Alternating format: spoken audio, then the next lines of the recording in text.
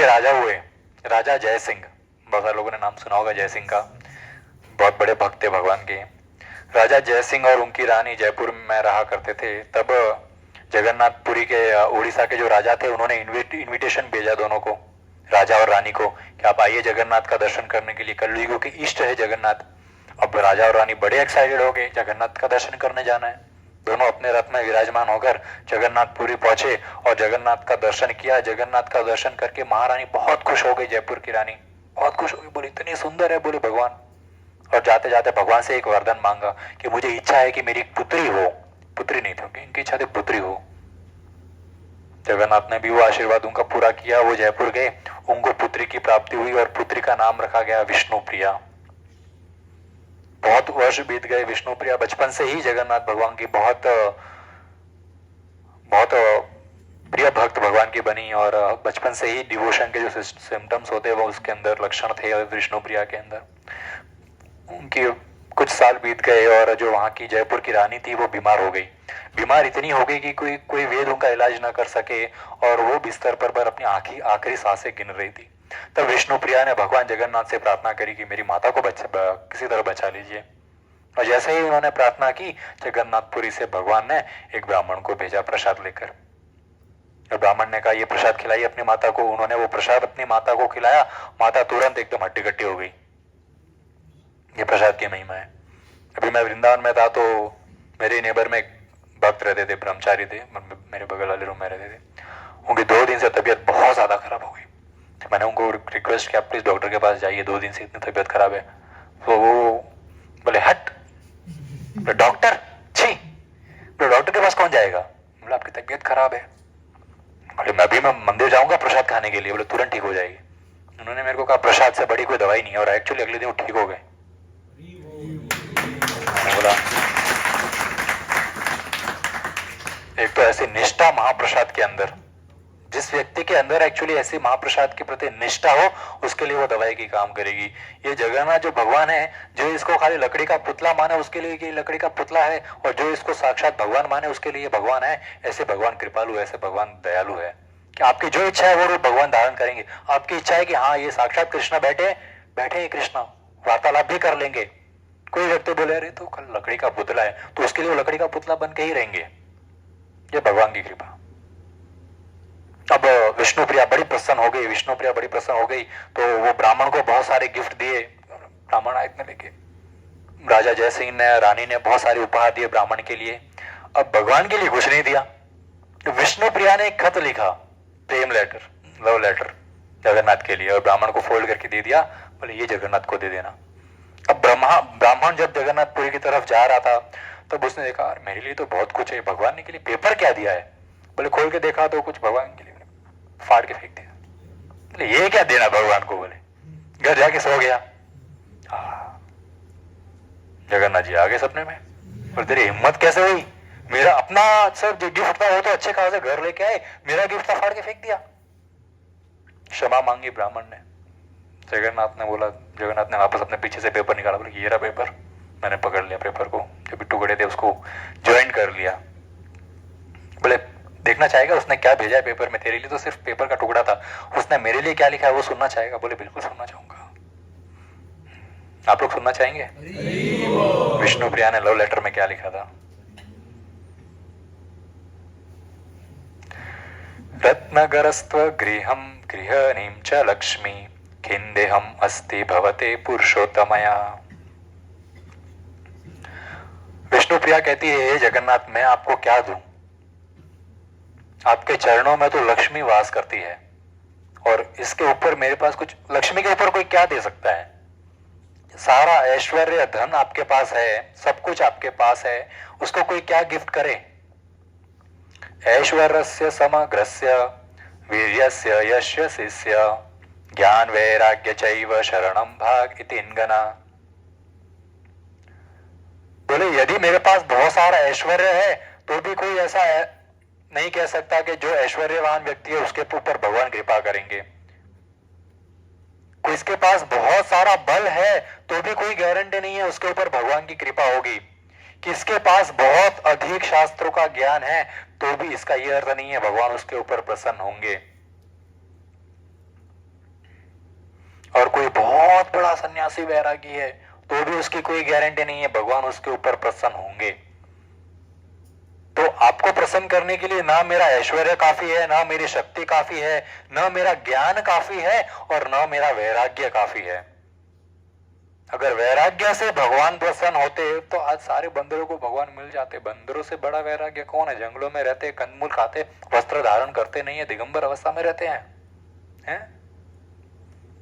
परंतु भगवान तो वैराग्य से प्रसन्न नहीं होते, ना तो ज्ञान से प्रसन्न होते हैं, न शक्ति से, न ऐश्वर्य से।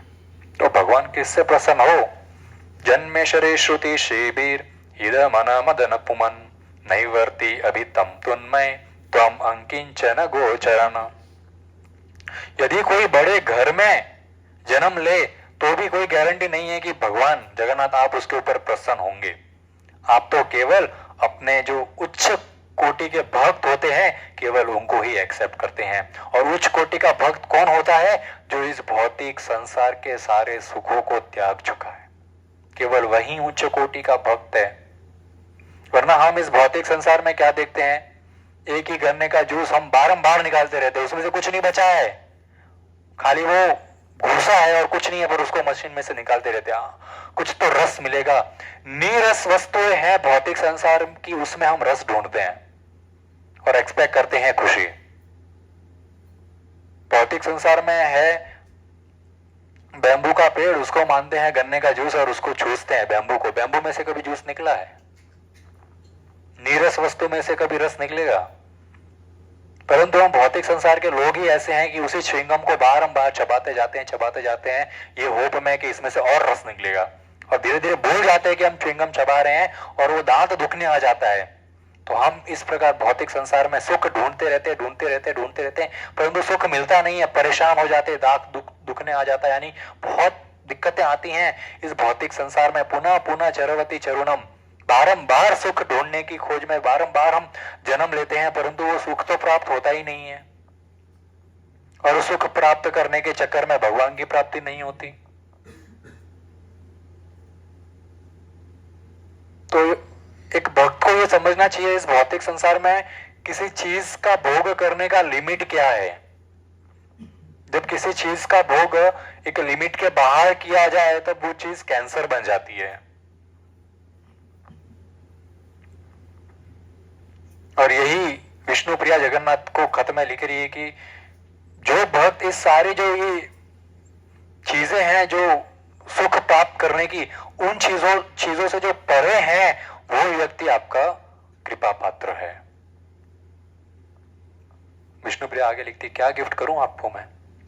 फिर वो स्वयं ही लिखते हैं, एक चीज है जो मैं आपको गिफ्ट कर सकती हूँ जो आपके पास भी नहीं है। क्या ऐसा हो सकता है जो भगवान के पास भी नहीं है? ऐसा क्या है विष्णु प्रिया के पास जो भगवान के पास नहीं है, वो गिफ्ट कर सकती है? यस मुकेश, भक्ति। और कोई गैस करेगा? विष्णु प्रिया बोली, मेरा मन जो मैं आपसे दूर लेके आ गई हूं। मन मन भाव मद भक्तो मद याजी माम नमस्कुरु। भगवत गीता में बारंबार भगवान ने इसी बात पे तो जोर दिया है, अपना मन मुझे सरेंडर करो, अपना मन मुझे सरेंडर करो। हम अपना मन जो है भगवान से विमुख कर बैठे हैं, और जब हम भगवान से विमुख हो जाते हैं तब हम माया को मुख करते हैं। क्यों इतने दुख मुझे ही आते? अरे दुख आपको नहीं आ रहा, आप चल रहे हो उस रास्ते पे जहां पर दुख आता है। आपके पास दोनों रास्ते हैं, भक्ति का रास्ता भी है, दुखों का भी रास्ता है। भक्ति के रास्ते पे नहीं चलोगे तो दूसरा कोई रास्ता ही नहीं चलने का, आपको दुखों के रास्तों पर ही चलना पड़ेगा। और दुखों के रास्ते पर दुखालयम और शाश्वतम, व्हाट डू यू एक्सपेक्ट? विद्यालय में तो विद्या मिलेगी, शौचालय में तो शौच ही मिलेगा, और कुछ नहीं मिलने वाला है, नहीं। और भक्ति के रास्ते पर भक्ति प्राप्त होगी। विष्णु प्रिया लिखती है, आप वृंदावन छोड़कर जब द्वारका गए थे, अब सब कुछ अपने साथ खुद को लेके गए, आपका मन तो वृंदावन में ही रह गया था, गोपियों के पास, वृंदावन वासियों के पास। और वो मन मेरे पास भी है, और वो मन मैं आपको वापस सौंपना चाहती हूं। पर दिल है कि मानता ही नहीं, भगवान के चरणों में जाना चाहता ही नहीं। हम दिल दे चुके सनम, किसी और को दिल दे दिया। एक ही तो दिल था, कितनी बार तोड़ोगे? और हम एक हमारे पास हृदय है, एक ही मन है, जो इस भौतिक संसार के लोगों में बांट देते हैं, और भगवान ऐसे ही वही कटोरा लेकर गलियों में मांग रहे हैं, अपना हृदय मुझे दे दो, अपना मन मुझे दे दो, और हम है कि दिल गवा चुके हैं ऑलरेडी किसी और के ऊपर। और हर जन्म, हर नए व्यक्ति को हम अपना हृदय सौंपते हैं ये सोचकर कि ये व्यक्ति जन्मों जन्मों तक मेरे साथ रहेगा, 7 जन्मों का रिश्ता है ये मेरी पति पत्नी का, हमारा प्रेम अमर रहेगा। क्या अमर? तो खुद अमर नहीं है, प्रेम कहां से अमर रहेगा? अपना हृदय इस भौतिक संसार के लोगों को दे देते हैं, फिर गाना गाते हैं, दिल दे दिया है जान तुम्हें देंगे, दगा नहीं करेंगे सनम। आगे क्या है? और वो सनम, वो बेवकूफ सनम भी सोचता है क्या आशिक मिला है, दगा नहीं करेगा, लॉयल्टी चाहिए सबको, ऐसा सनम मिले, ऐसा हृदय मुझे दिया है कि दगा नहीं करेगा। उसको पता नहीं, ये तो हर जन्म में हर सनम को यही बोलता है, दिल दे लो दगा नहीं करेंगे, फिर मरने के बाद तू कौन मैं कौन, मैं आया, उसको दिल दे के। परंतु जो हम ऑलरेडी भगवान को दगा देकर आए भौतिक संसार में, और जो भगवान का नहीं हो सका वो किसी का नहीं हो सकता है। इसीलिए अपना दिल ऐसे व्यक्ति को दो जो अपना दिल खुद भगवान को दे चुका है।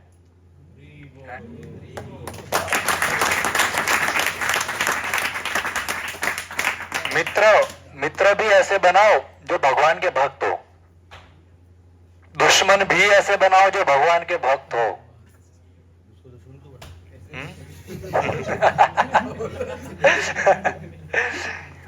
भौतिक संसार और दुश्मनी भक्तों में बहुत होती है, मैंने देखा है, लोग आपस में झगड़ा करते हैं, और भक्त समाज में भी बहुत झगड़ा होता है। पर मन भगवान को सौंपे कैसे?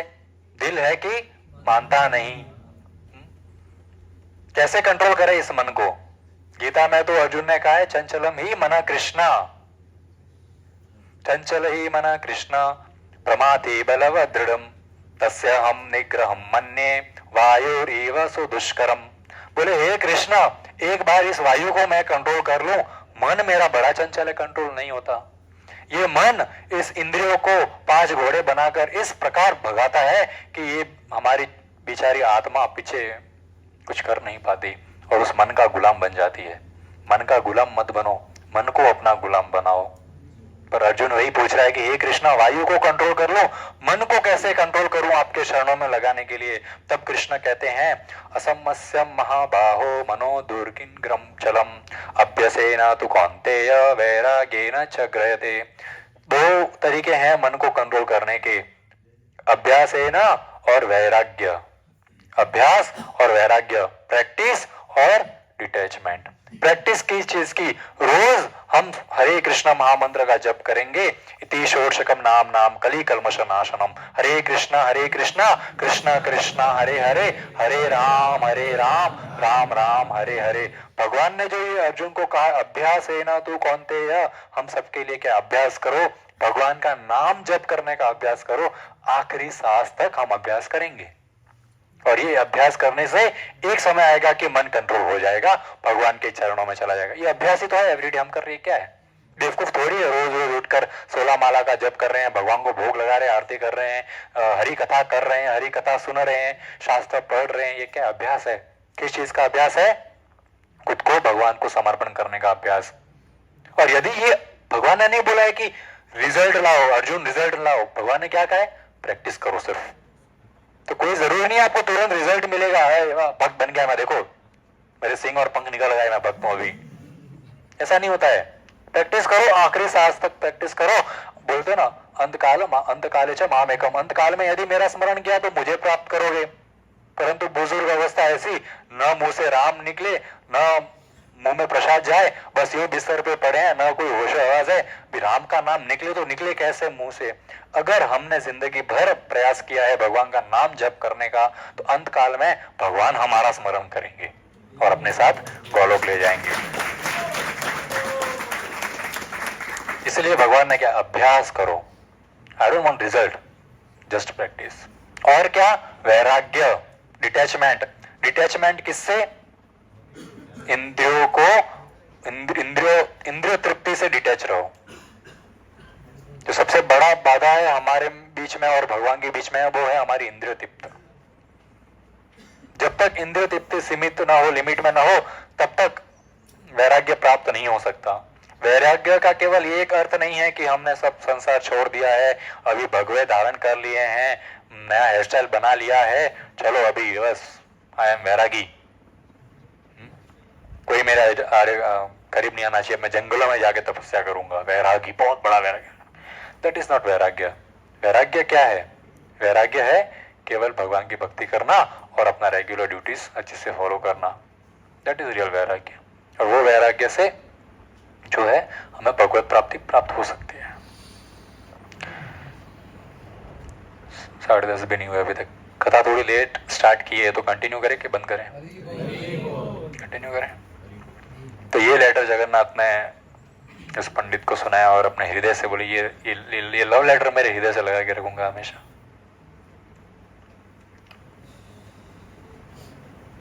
एक भक्त थे भगवान के, बंधु मोहनते।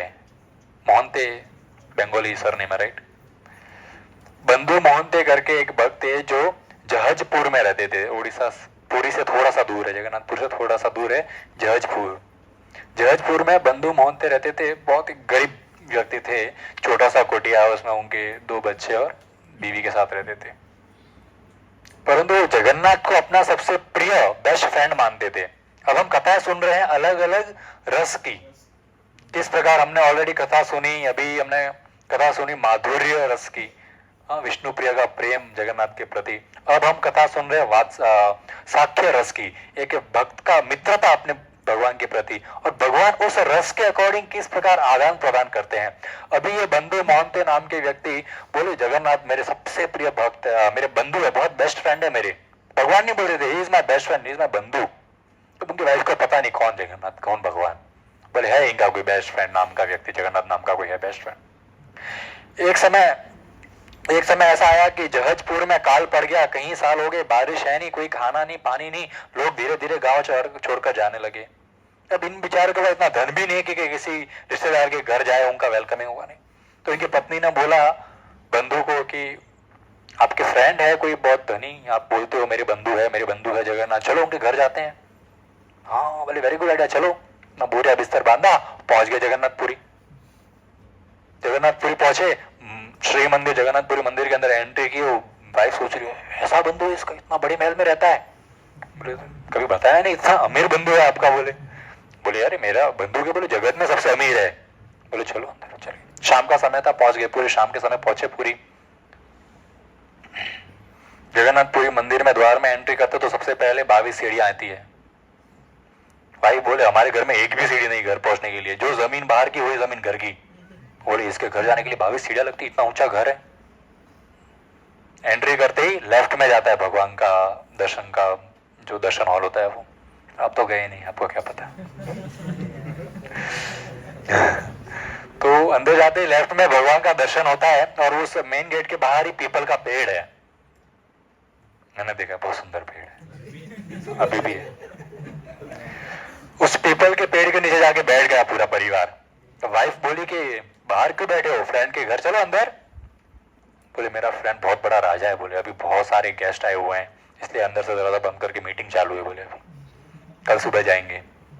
जगन्नाथ मंदिर जो है भगवान सोते नहीं है, पता है, पूरी रात नहीं सोते, पलके ही नहीं है, कहां से सोएंगे।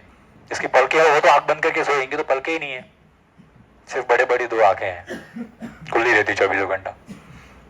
जब तक द्वार खुले हैं तब तक हम लोग दर्शन करने जाते हैं, जब 3 घंटे के लिए द्वार बंद हो जाते हैं देवी देवता आ जाते हैं दर्शन के लिए, और तब तक मंगला का समय हो जाता है, देवी देवता निकलते हैं वहां से तब तक। तो ये जगन्नाथ का डेली रूटीन है। बोले अभी अंदर इंपॉर्टेंट गेस्ट आए हैं, मीटिंग चालू है, सुबह जाएंगे। बोले वो तो ठीक है, पर खाना, बच्चे रो रहे हैं भूख के मारे। तो देखा बाजू से नाली निकल रही थी, नाली में क्या चावल का पानी जा रहा था। अब जगन्नाथपुरी में 24/7 प्रसाद बनता है, क्योंकि किसी ने वरदान मांगा था कि भगवान एक वरदान। बोले क्या? बोले मेरी ये इच्छा है कि आपके हाथ कभी जो है ना धोने नहीं चाहिए, हमेशा जूठे ही रहने चाहिए प्रसाद में। बोले तो 24 घंटा खाते रहो सिर्फ। तो 24 घंटा खाते रहेंगे तो फिर 24 घंटा खाना बनता रहेगा। चावल फेवरेट, तो वो चावल का पानी नाली से निकल रहा था, ये बेचारे मटका लेके गए और अभी वो 2 बच्चों को पिलाया, और मियाँ बीवी ऐसे ही बेचारे भूखे बैठे। बच्चे क्या है, अभी थोड़ा बहुत खिलाओ मान जाते हैं, थोड़ा खिलाओ। ये दोनों पानी पीकर कैसे गुजारा करेंगे। अभी तो सो गए, बहुत भूखे सोए। बंधु जी को भी बहुत भूख लगी, पत्नी को भी भूख लगी हुई थी। अब जगन्नाथ जी अंदर सोच रहे, मेरा परम मित्र, ये मेरे को बेस्ट फ्रेंड बोलता है, मेरा बेस्ट फ्रेंड मेरे घर आया है, मैं इसको मेरे घर कैसे भूखा सोने दूं। भगवान को जब शान का भोग लग रहा था तो भगवान ने एक थाली जो छुपा दी सोने की, उसके अंदर 56 भोग भर के। सब मंदिर बंद हो गए, तब वो एक ब्राह्मण का रूप लेके आए, बोले बंधु तुम्हारे फ्रेंड ने अंदर से प्रसाद भेजा है। ये भक्त क्या खुश हो गया, अपने परिवार को जगाया। वाइफ बोली क्या फ्रेंड है, बोले आधी रात को 56 भोग भिजवाया है। बोले बंधु हो तो ऐसा हो, वरना हो ही ना।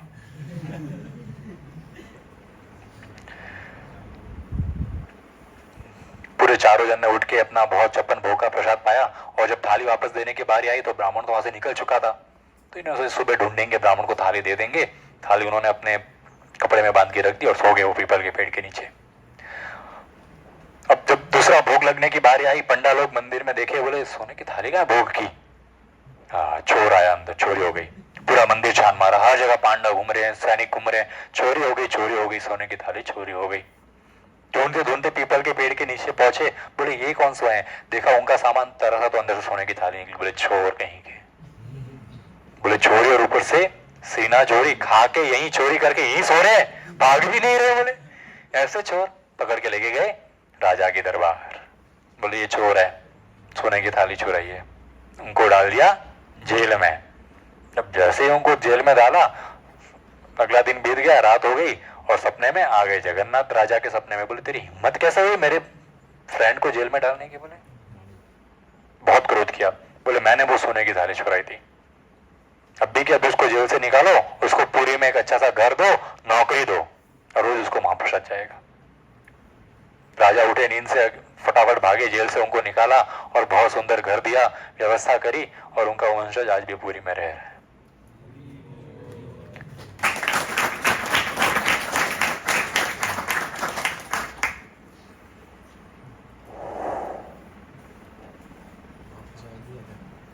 हाँ, महाप्रसाद भी रोज खाया।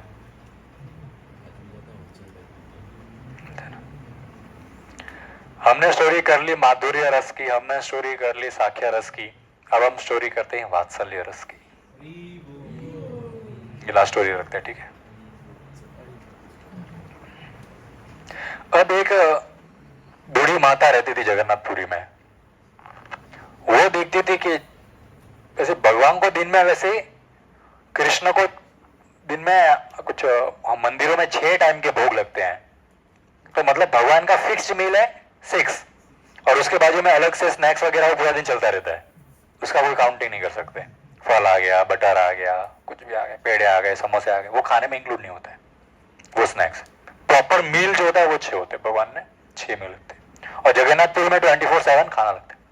अब ये बूढ़ी मैया जगन्नाथ को अपने बेटे के रूप में माने, बेटे के रूप में पूजे, और बड़ी चिंतित हो गई।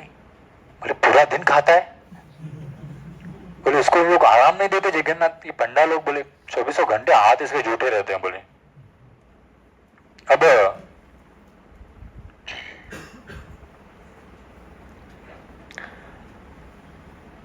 भौतिक संसार के हम जैसे जो लोग होते हैं, जब हम देखते हैं भगवान को भोग लग रहा है तो बड़े प्रसन्न होते हैं, हाँ इसके बाद तो हमको ही मिलना है, भगवान को ऐसा लेके जाने वाले अपने साथ। जब भगवान को भोग लगता है तो हम भजन करते हैं, भज भक्त वत्सल श्री गौर हरि, भज भक्त वत्सल श्री गौर हरि, श्री गौर हरि सोहि गोष्ठ बिहारी, जय नंद यशोमति चित्त हरि, भज भक्त वत्सल श्री गौर हरि। हम आनंद में आते हैं कि भगवान भोजन कर रहे हैं, फिर महाप्रसादी मिलेगा, पर ये माता चिंतित, बहुत दुखी। बोले बेचारा मेरा बेटा इतना खिलाएगा, इसका पेट खराब हो जाएगा। बोले मैं खाना तो नहीं रोक सकती जगन्नाथपुरी मंदिर में, पर पेट रुकने की दवाई खिलाऊंगी मैं जगन्नाथ को। तो वो रोज अपने घर से बहुत सारे नीम के पत्ते तोड़कर उसका काढ़ा पेस्ट बनाकर कड़वा कड़वा रोज लेके जाती थी चुपके चुपके और भगवान को खिलाती थी।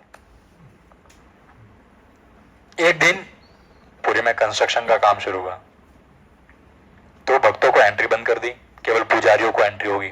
अब ये अपना नीम का काढ़ा बनाकर ले गई कड़वा कड़वा पिलाने के लिए भगवान को। गार्ड ने रोक दिया, बोले बोले क्या है?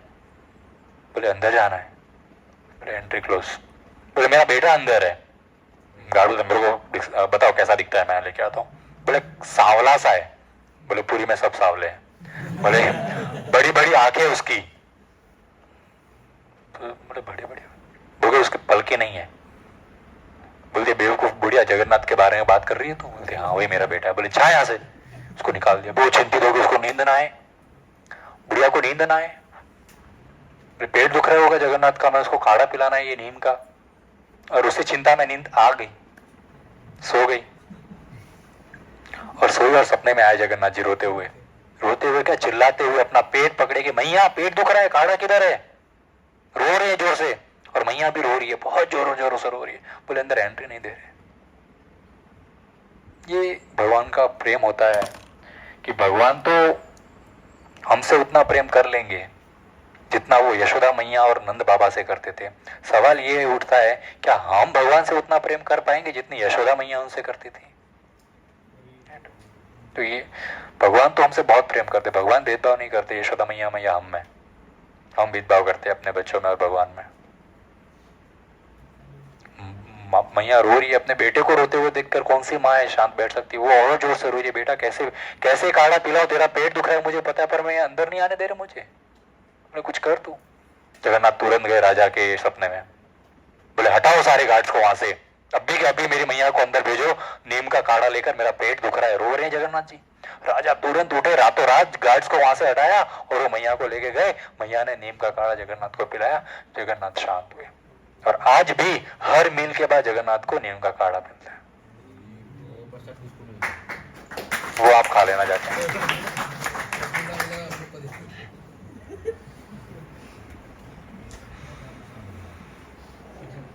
ये जैसे जगन्नाथ की अनगिनत कथाएं हैं जिसकी कोई सीमा ही नहीं है। तो हम इस भगवान की अलग अलग जो ये कथाएं हैं वो नेक्स्ट वीक हम फिर से करेंगे फ्राइडे को, क्योंकि संडे को जगन्नाथ रथ यात्रा है, तो हम एक और जगन्नाथ कथा करेंगे। ठीक है, किसी का कोई सवाल? ठीक है, बोलो अंश।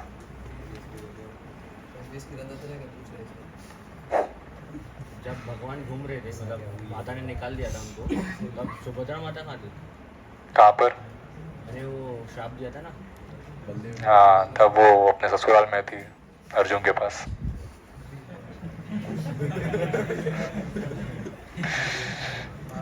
ठीक है।